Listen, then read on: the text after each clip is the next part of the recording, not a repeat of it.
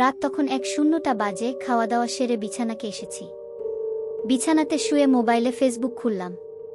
ফেসবুকের প্রথম ভিডিওতে দেখলাম হরিতলা গ্রামে রহস্যময়ভাবে 4 জন গলাকাটা লাশ পাওয়া গেছে।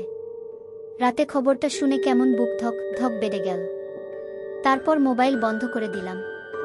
তারপর ঘুমিয়ে পড়লাম। আমি ঘুমিয়ে ঘুমিয়ে দেখছি আমি হরিতলা গ্রামের সেই গলাকাটা বাড়িতে এখন আসি। সেখানে আমি দেখতে পেলাম সেই 4টি গলাকাটা মৃতদেহ পড়া রয়েছে। হঠাৎ মৃতদেহগুলো উঠে দাঁড়িয়ে পড়ল। দেখি হাড় হিম হয়ে গেল আমার। তারপর গলাকাটা মৃতদেহ আমার দিকে 4 জন 4 দিক থেকে আসছে। তাদের হাতে এক একটা ছুরি ছিল। তারপর তারা ছুরি দিয়ে আমার উপর আঘাত করার জন্য তুলল। ছুরি দিয়ে আমার উপর আঘাত করতে যাচ্ছে। এমন সময় কেউ বলছে এত বেলা হয়ে গেলে এখন উঠে পড়। তারপর উঠে মাকে দেখলাম, বললাম, মা তুমি? ও এটা স্বপ্ন ছিল। কিন্তু ভোরের স্বপ্ন মনের মধ্যে আতঙ্ক থেকেই গেল। মা তোমাকেও অনেক ধন্যবাদ তোমাকে ডাকার জন্য। না হলে আমি এখনই মারা যেতাম সেই 4 জন গলাকাটা। মা বলছে, মানে? গলাকাটা? কি বলছিস তুই? তারপর আমি মাকে সকল ঘটনা খুলে বললাম। তারপর মা বললেন, রাম রাম। তখনই দৌড়ে ঠাকুর ঘর থেকে গঙ্গা জল এনে আমার গায়ে হাত পায়ে ছিটিয়ে দিল। বাবা, সাবধানে থাকিস। তারপর 11টার সময় আমি আমার বন্ধু অজয়ের কাছে ভাবলাম যাব। তারপর যাওয়ার জন্য একটায় রওনা হলাম। ওদের বাড়ি যেতে একটা ফাঁকা মাঠ পড়ে। আমাকে মাঠে যেতে কেমন যেন সায় দিচ্ছে না। মনের ভেতর কেমন ভয় ভয় লাগছে। অনিচ্ছার সত্ত্বেও আমার বন্ধুর বাড়ি যাওয়ার জন্য যেতেই হলো। আমি ভাবলাম মাটিতে কি হবে।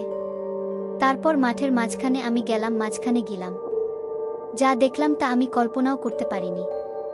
আমি দেখলাম সেই 4 জন গলাকাটা ভূত। দেখে তো আমার হয়ে গেছে। ভয়ে কোনো কিছু না ভেবে আমি একদিকে দৌড় দিলাম। কিন্তু মাঠের ঢিলে বেঁধে ড্রাম করে পড়লাম। ক্রমে গলাকাটা লাশগুলো আমার দিকে এগিয়ে আসছে। আতঙ্কে আমার সারা শরীর কেমন অবাক হয়ে যেতে লাগল। আমার পুরো কাছে চলে আসলো, হাতে ছুরি নিয়ে।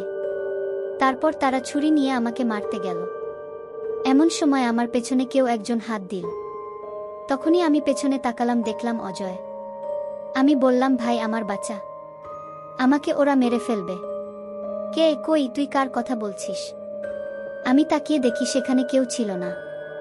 এখানে গলাকাটা ভূত ছিল। আমি অজয়কে সবকিছু খুলে বললাম।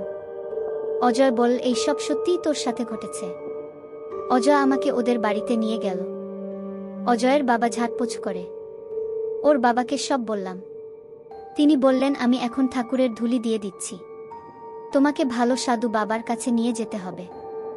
আমরা 3 জন গাড়িতে করে নিমতলা খুব জাগ্রত কালী মায়ের মন্দিরে যাচ্ছি। সেখানে গিয়ে দেখলাম ঘড়িতে 2:04 বাজে। কালী মন্দিরের মেন যিনি পূজা দেয় তার কাছে গেলাম। তিনি বললেন আমাদের সাথে 3:30 দেখা করবেন। 3:30-এর সময় সব কথা বললাম। তুমি মৃতদেহকে চেন? আমি তার মুখ দেখতে পাইনি, মুখ ছিল না। আমার এখন মৃতদেহের বাড়িতে যাব। শুনে শুনে বাড়িতে গিয়ে পৌঁছালাম। বাড়ির কাছে গিয়ে অবাক হয়ে গেলাম। আমি ঠাকুরমশাইকে বললাম, বাড়িটা আমি চিনি।